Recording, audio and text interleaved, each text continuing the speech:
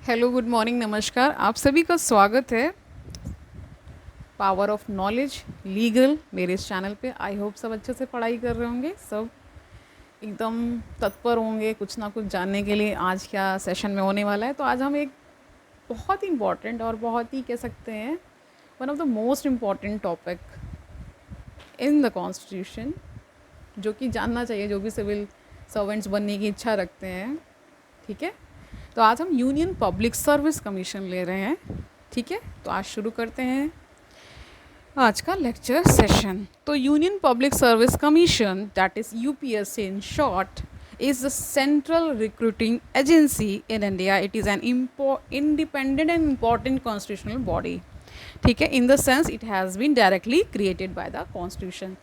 तो कॉन्स्टिट्यूशन के पार्ट 14 में इनका प्रोविज़न गिवन है। कौन कौन से आर्टिकल्स हैं? तो आर्टिकल 315 से लेकर के 323 तक। ठीक है, तो ये सारे इसमें जो आर्टिकल्स में क्या क्या गिवन है वो जान लेते हैं। तो इनका कंपोजिशन, अपॉइंटमेंट, रिमूवल, ठीक है, इनकी पावर्स एंड फंक्शंस, ये सारी चीज़ें गिवन है।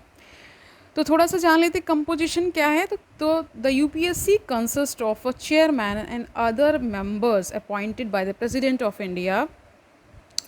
The Constitution, without specifying the strength of the Commission, has left matter to the discretion of the President, who determines its composition. यानी कि कॉन्स्टिट्यूशन में कोई प्रोविज़न नहीं दिया कि कितने मेंबर्स होंगे, ये प्रेसिडेंट के ऊपर डिपेंड करता है कि वो डिसाइड करते हैं अपना डिस्क्रिशन का इस्तेमाल करके कि कितने मेंबर्स होंगे। Usually the commission consist of 9 to 11 members including the chairman. Further no qualification are prescribed for the commission's membership except that one half, आधे जो इसके मेंबर्स होते हैं वो कहाँ से आते हैं? should be such persons who have held office for at least 10 years either under the government of India or under the government of the state। यानी कि इसके जो आधे मेंबर्स हैं, मान लीजिए अगर 11 मेंबर बॉडी है ये, तो लगभग 5 मेंबर्स कहाँ से आ जाएंगे? सेंट्रल गवर्नमेंट के ये एम्प्लॉय होंगे फॉर 10 ईयर्स, या फिर स्टेट गवर्नमेंट के भी हो सकते हैं। अगर 9 मेंबर बॉडी बन रही है तो लगभग 4 मेंबर्स या 5 मेंबर्स हो सकते हैं, क्योंकि ये ऑड नंबर है तो हमेशा जो होता है ज़्यादा की तरफ ही ले लेते हैं। ठीक है, तो जानते हैं कि कितने समय के लिए ये अपना ऑफिस होल्ड करते हैं। तो 6 ईयर्स का है, और या फिर एक कंडीशन ये है कि या तो 65 ईयर्स, जो भी जल्दी आ जाएगा वो उस हिसाब से होता है। तो chairman and members of the commission hold office for a term of 6 years और until they attain the age of 65 years, whichever is earlier, जो भी जल्दी होगा वो होगा। ठीक है, तो ये अपना रेजिग्नेशन भी दे सकते हैं प्रेसिडेंट को लिख करके। ठीक है, हटाए भी जा सकते हैं प्रेसिडेंट के द्वारा। ठीक है, सुप्रीम कोर्ट इसमें रहता है, इनका इंटरवेंशन रहता है। सुप्रीम कोर्ट से एडवाइस सीख की जाती है प्रेसिडेंट के द्वारा, और फिर इनका रिमूवल हो जाता है। तो आगे जान लेते हैं। The President can appoint one of the members of the UPSC as an acting chairman in the following 2 circumstances। यानी एक्टिंग चेयरमैन भी चुने जा सकते हैं इन 2 circumstances में। कौन से 2 circumstances हैं? When the office of the chairman falls vacant, मतलब पद खाली हो चुका है, या फिर ऐसा है कि वो जो चेयरमैन है वो एब्सेंट हैं, या फिर कोई अदर रीज़न भी है कि वो अपनी ड्यूटीज़ नहीं दे पा रहे हैं, तब एक्टिंग चेयरमैन भी अपॉइंट हो जाते हैं। ठीक है, और ये तब तक रहेंगे जब तक नए चेयरमैन, इनकी परमानेंट नियुक्ति नहीं हो जाती, तब तक ये एक्टिंग चेयरमैन रहते हैं। ठीक है, रिमूवल जान लेते हैं। तो रिमूवल किस प्रकार होता है, क्या इसकी कंडीशंस होती है, क्या सर्कमस्टांसेस होते हैं। तो कह रहे हैं कि if he is adjudged as insolvent, that is has gone bankrupt. ठीक है, if he engages during his term of office in any paid in employment outside the duties of his office. यानी कि या तो वो पहला कंडीशन, या तो वो बैंकरप्ट हो गए हैं तब, या फिर वो जो इनको सर्विस अलॉट की गई थी उसके अलावा भी कुछ और कर रहे हैं, तो इनको डिक्लेयर किया जा सकता है कि इनका रिमूवल हो सकता है। या फिर प्रेसिडेंट के ओपिनियन में एक इनके अंदर, इनके मेंबर या चेयरमैन को इन्फॉर्मिटी आ गई है। ठीक है, कोई माइंड बॉडी में कोई भी इनको दिक्कत आ गई है, तो भी ये रिमूव किए जा सकते हैं। ठीक है, तो in addition to this the president can also remove the chairman और any member of UPSC for misbehaviour के लिए भी हटाए जा सकते हैं. However in this case the president has to refer the matter to the supreme Court for an inquiry. If the supreme Court after the inquiry upholds the cause of removal and advises so the president can remove the chairman or a member under the provisions of the constitution. The advice tendered by the Supreme Court in this regard is binding on the president. During the course of inquiry by the Supreme Court, the president can suspend the chairman or the member of the UPSC. तो बता रहे हैं कैसे हटाए जा सकते हैं. मान लीजिए कोई मिसबिहेवियर इन्होंने कर दिया है, तभी हटाए जा सकते हैं. इसके लिए फिर सुप्रीम कोर्ट से एडवाइस मांगते हैं प्रेसिडेंट. अगर वो भी पाते हैं कि ऐसा कुछ है तो फिर ये हटा दिए जाते हैं. और ये एडवाइस जो सुप्रीम कोर्ट देता है वो प्रेसिडेंट के ऊपर बाइंडिंग होती है, यानी कि इनको पालन करना ही होता है. ठीक है. और इसके दौरान भी वो सस्पेंड किए जा सकते हैं अगर ऐसे कुछ चार्जेस लग गए हैं. या फिर क्या होता है कि जब इंक्वायरी चलती है तो कई बार इनका सस्पेंशन भी हो जाता है. ये है. तो आगे जानते हैं कि जो मिसबिहेवियर है वो कैसे, मतलब क्या इसमें होता है वो जान लेते हैं थोड़ा सा. तो constitution states that the chairman और any member of the UPSC is deemed to be guilty of misbehaviour if he is concern or interested in any contract or agreement made by the government of India or the government of state. यानी कि किसी और contract में लिप्त हो गए हैं, कहीं और कुछ करने लगे हैं, तो भी इनका ये मिसबिहेवियर माना जाता है. दूसरा पार्ट है इसमें कि the participates in any way in the profit of such contract और एग्रीमेंट और in any benefit therefrom otherwise than as a member of the UPSC. ठीक है. और या किसी इनकॉर्पोरेट कंपनी में ही काम करने लगे और इसके अलावा भी काम कर रहे हैं तो इसको मिसबिहेवियर की कैटेगरी में गिना जाता है. इंडिपेंडेंस जान लेते हैं. यूपीएससी के मेंबर्स की इंडिपेंडेंस, उसकी क्या हो कैसे माना जाए कि वो इंडिपेंडेंट बॉडी है, तो इसलिए थोड़ा सा जान लेते हैं. The constitution has made the following provision to safeguard and ensure the independent and impartial working of the UPSC. ठीक है. पहला पॉइंट है द चेयरमैन और a member of the UPSC can be removed from office by the president only in the manner on the grounds mention in the constitution. तो इस तरह से वो अपनी इंजॉय करते हैं सिक्योरिटी ऑफ टेन्योर, इसलिए इंडिपेंडेंट बॉडी हो जाती है. The conditions of the service of the chairman or a member, though determined by the president, cannot be varied to his disadvantage after its appointment. सबको पता है कि मान लीजिए अपॉइंटमेंट हो गया तो इनकी जितनी भी चीज़ें इनको मिलती हैं, यानी कि सैलरी, अलाउंसेस, ये सारी चीज़ें तो कम नहीं की जा सकती, ना ही कोई डिसएडवांटेजियस सिचुएशन इनके विपरीत हो सकती है. ठीक है. The entire expenses including the salaries, allowances and pensions of the chairman and members of the UPSC are charge on the consolidated fund of India. सारे इनके सैलरीज, अलाउंसेस, पेंशन जो है कहाँ से आते हैं? कंसोलिडेटेड फंड ऑफ इंडिया से आते हैं और वो सब्जेक्ट टू वोट नहीं होते हैं पार्लियामेंट में. ठीक है. The chairman of UPSC on ceasing to hold office is not eligible for further employment in the government of India और अ स्टेट. यानी कि इसके जो चेयरमैन रिटायर हो जाते हैं ये एलिजिबल नहीं होते फर्दर एम्प्लॉयमेंट के लिए किसी भी गवर्नमेंट ऑफ इंडिया में या गवर्नमेंट ऑफ स्टेट में. ठीक है. A member of UPSC on ceasing to hold office is eligible for appointment as chairman of UPSC और a state public service commission but not for any other employment in the government of India और state. यानी chairman तो कहीं कुछ और आगे कर नहीं सकते हैं, मतलब उनके ऊपर एक बाध्यता है कि अगर वो रिटायर हो जाते हैं तो फर्दर एलिजिबल नहीं होते हैं किसी भी ऑफिस को होल्ड करने के लिए. लेकिन जिसके मेंबर होते हैं वो फिर क्या चेयरमैन बन सकते हैं यूपीएससी के या फिर स्टेट पब्लिक सर्विस कमीशन के बन सकते हैं, लेकिन इसके अलावा कोई भी फर्दर एम्प्लॉयमेंट वो नहीं ले सकते हैं. द चेयरमैन और a member of UPSC after having completed his first term not eligible for reappointment to that office, not eligible for second term. यानी कि चेयरमैन जो यूपीएससी के होते हैं अपना जब वो टर्म कंप्लीट कर लेते हैं तो फर्दर एलिजिबल नहीं होते हैं इस तरह के ऑफिस को और होल्ड करने के लिए, यानी फर्दर इनका अपॉइंटमेंट नहीं हो सकता है. इसके थोड़े फंक्शंस जान लेते हैं. UPSC performs the following functions. कौन कौन से फंक्शंस हैं वो जान लेते हैं. तो वो जानते हैं. तो it conducts examination for appointment to all India services, central services, public services of the centrally administered territories, यानी कि सबको पता है ऑल इंडिया सर्विसेज का एग्ज़ाम भी कंडक्ट करते हैं, ठीक है, सेंट्रल सर्विसेज का और पब्लिक सर्विसेज जितनी होती हैं उनका एग्जाम से कंडक्ट कराते हैं. It assist the states if requested by 2 और more state to do so in framing in operating schemes of joint recruitment for any services for which candidates possessing special qualifications are required. यानी कि एक से ज़्यादा राज्यों के जो state public service commission अगर रिक्वेस्ट इनसे कर देते हैं कि क्या करें वो, मतलब इनके लिए फ्रेम करे ऑपरेटिंग स्कीम्स, मतलब जॉइंट रिक्रूटमेंट के लिए कुछ करना है, तो इनसे ये मतलब आग्रह कर सकते हैं एक तरह से, उनसे एक तरह से मतलब निवेदन भी कर सकते हैं, ठीक है. इट सर्व्स ऑल और any of the needs of the state on the request of the state governor and with the approval of the president of India.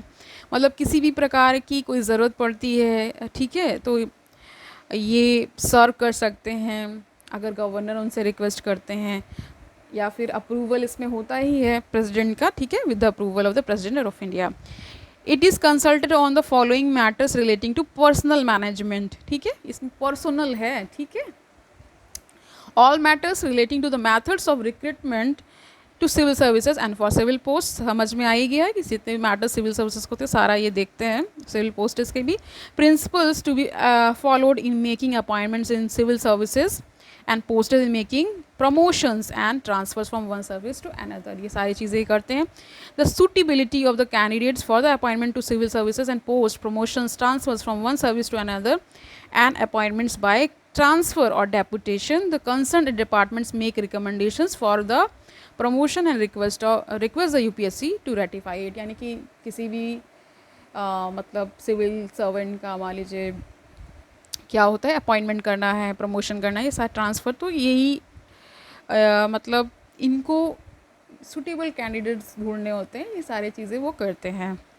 मतलब एक तरह से कि ये कैंडिडेट सुटेबल है कि नहीं ये तो जांचती ही है यूपीएससी, और किस पर्टिकुलर पोस्ट के लिए ये सब चीज़ें वो करती है, ठीक है. All disciplinary matters affecting a person serving under the government of India in a civil capacity including memorials और petitions related to such matters. This include censure यानी civil disapproval, withholding of increments, withholding of promotions, recovery of pecuniary loss, reduction to lower services और rank demotion जिसे कहते हैं, compulsory retirement, removal from service, dismissal from service.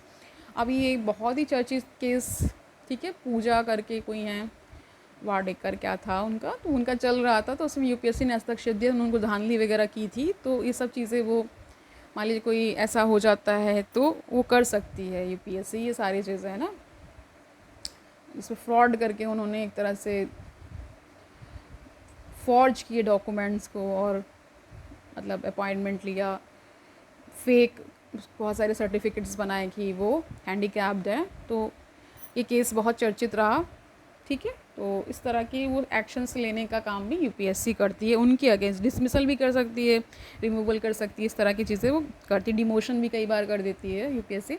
सारे powers and functions उसके हैं. Any claim for reimbursement of legal expenses incurred by the civil servant in defending legal proceedings instituted against him in respect of acts done in the execution with official duties. यानी कि कोई claim कर रहे हैं, कोई reimbursement होता है legal expenses, ठीक है, कोई सिविल सर्वेंट कर रहा है, ठीक है, तो वो सारी चीज़ें भी यही करते हैं. All any claim for the award of a pension in respect of injuries sustained by a person while serving under the government of India and any question as to the amount of any such reward. Matters of temporary appointments for a period exceeding 1 year on regularization of the appointments. यानी कि ये temporary appointments होती हैं 1 year से ज़्यादा जो हो जाती हैं, तो उनका भी एक तरह से ये रेगुलर मतलब कहने का यहाँ पे मतलब ये है कि मैटर्स जो होते हैं जो टेम्प्रेरी अपॉइंटमेंट से रिलेटेड होते हैं वो भी सब यही देखते हैं, ठीक है. उनका रेगुलराइजेशन भी करती हैं ये बॉडीज़ यानी UPSC. Matters related to grant of extension of service and re employment of certain retired civil servants. यानी कि कोई उनका मैटर ऐसा है कि एक्सटेंशन देना है तो भी ये बॉडी करती है, और क्या करती है, री एम्प्लॉयमेंट भी कई बार रिटायर्ड सिविल सर्वेंट्स का करती है.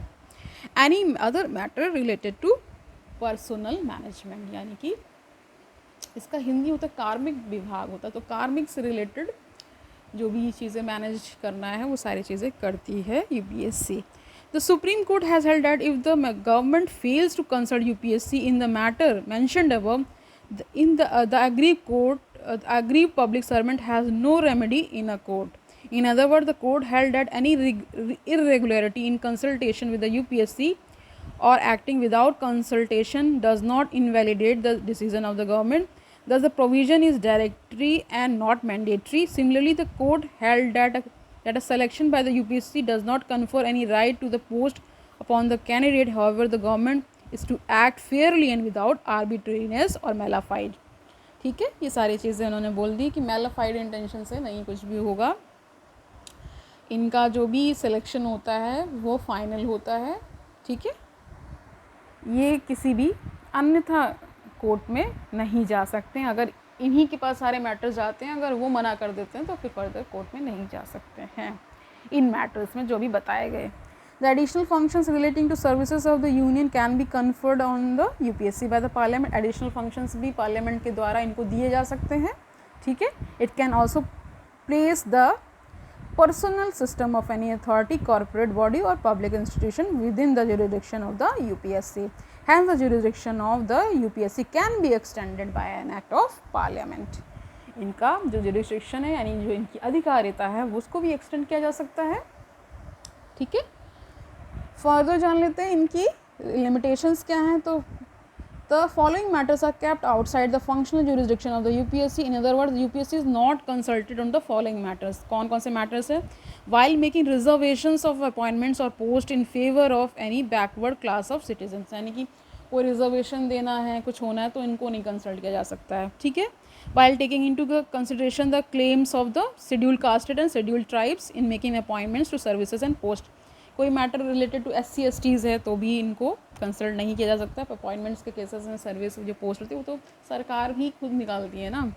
ठीक है, with regard to the selection of the for the chairmanship और मेंबरशिप ऑफ द कमीशन और tribunals post of highest diplomatic nature and a bulk of group of C&D services, यानी कि selection regarding the chairmanship of the commission और tribunal से related matter इनको discuss नहीं, इनको इनकी लिमिटेशन है, नहीं कर सकते हैं. With regard to the selection for temporary or officiating appointment to a post, if the person appointed is not likely to hold the post for more than a year, यानी कि कुछ ऐसा सिलेक्शन हो रहा है फॉर टेम्प्रेरी या फिर कुछ ऐसा अपॉइंटमेंट दिया जा रहा है. ठीक है, जहाँ पे वो जो पर्सन होल्ड करेगा पोस्ट 1 साल से ज़्यादा, तो भी इनको ज़्यादा महत्व नहीं इसमें मैटर में दिया जाता है. इस तरह की चीज़ें हैं. ठीक है, the president can exclude post services and matters from the purview of the UPSC, यानी कभी भी प्रेसिडेंट इनकी पावर्स को कम भी कर सकते हैं. ठीक है, कोई पोस्ट को एक्सक्लूड भी कर सकते हैं. ठीक है, सर्विसेज को भी और मैटर्स को भी. ठीक है, तो द पार्लियामेंट कैन अमेंड और रिपील देम, काफ़ी मैटर्स में कर भी सकती है. The constitution state that the president in respect to all India services and central civil services post can may make regulations specifying the matters in which it shall not be necessary for the UPSC to be consulted. कुछ ऐसे matters में president ये भी कर सकते हैं कि ऐसे मैटर्स में कि मतलब ऐसे मैटर्स हो सकते हैं जिसमें कि यूपीएससी को ना कंसल्ट किया जाए, उससे ना ही पूछा जाए, उनकी पावर्स को डिमिनिश भी प्रेसिडेंट कर सकते हैं, ऐसा प्रोविज़न किया गया है. ठीक है, but all such regulations made by the president shall be laid before each house of parliament for at least 14 days का के पास वो रहता है समय कि कोई भी रेगुलेशन अगर पास कर रहे हैं तो 14 डेज़ का समय देंगे. और द पार्लियामेंट कैन अमेंड, बदल भी सकती है और रिपील भी कर सकती है. तो थोड़ा सा रोल इनका जान लेते हैं क्या है. तो constitution visualises the UPSC to be the watch dog of the merit system. एक तरह से वॉच डॉग का मतलब होता है नज़र रखता है यूपीएससी पूरे इंटायर सिविल सर्विसेज का जो सिस्टम है उस पर. ठीक है, मेरिट जो सिस्टम है उस पर भी. It is concern with the recruitment to all India services, central services, group A and B, सबको पता है इन सब सर्विसेज पे वो रिक्रूटमेंट करता है. One consulted on promotion and disciplinary matters पे भी कर सकता है. It is not concern with the classification of the services पे and service conditions, cadre management and training and so on. These matters are handled by the Department of Personnel and Training, one of the 3 departments of the ministry of personnel public grievances and pension. सबको पता है इसी department के तहत इनकी सारी जो भी सिविल सर्वेंट्स होती हैं उनकी ट्रेनिंग होती है, इनके सारे प्रमोशंस, ये सब चीज़ें डिसीजन ये बॉडी लेती है, यानी department of the personal and training कर, ठीक है। एक डिपार्टमेंट इसमें क्या है, personal and personnel public grievances and pensions का भी है। Therefore UPSC is only a central recruiting agency while the department of personal and training is the central personal agency in India. यानी ये तो सिर्फ रिक्रूटमेंट बॉडी है, बाकी जो ये जो department of personal and training है यही सारी चीज़ें कराता है, इनकी ट्रेनिंग, सिविल सर्वेंट्स की, इनका प्रमोशन, इनका रेगुलेशन, सब यही चीज़ करते हैं। तो the role of UPSC is not only limited but also recommendation made by it are of only advisory nature की इनकी रिकमेंडेशंस होती हैं, ठीक है, and hence not binding on the government. The emergence of the central vigilance commission in 1964 affected the role of UPSC in disciplinary matters, ठीक है। The UPSC being an independent constitutional body has an edge over the CVC which is created by an executive resolution of the government of India and conferred a statutory status in October 2003, ठीक है। तो आज के लिए इतना ही रखते हैं। अच्छा, थोड़ा सा आर्टिकल्स जान लेते हैं क्योंकि कभी कभी आर्टिकल्स ही पूछ लेते हैं। तो article 315 Public Service Commissions for the Union and for the States. Article 316 Appointment and Terms of Office of Members. 317 Removal and Suspension of a Member of Public Service Commission. 318 Power to make regulations as to conditions of service, matters and staff of the Commission. ठीक है। 319 Prohibition as to the holding of office by members of Commission on ceasing to be such members. 320 Functions of the Public Service Commissions. 321 Power to extend functions of the Public Service Commission.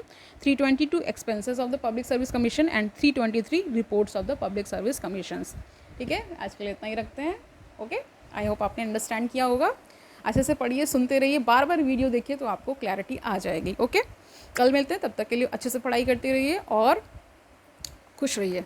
Have a nice day.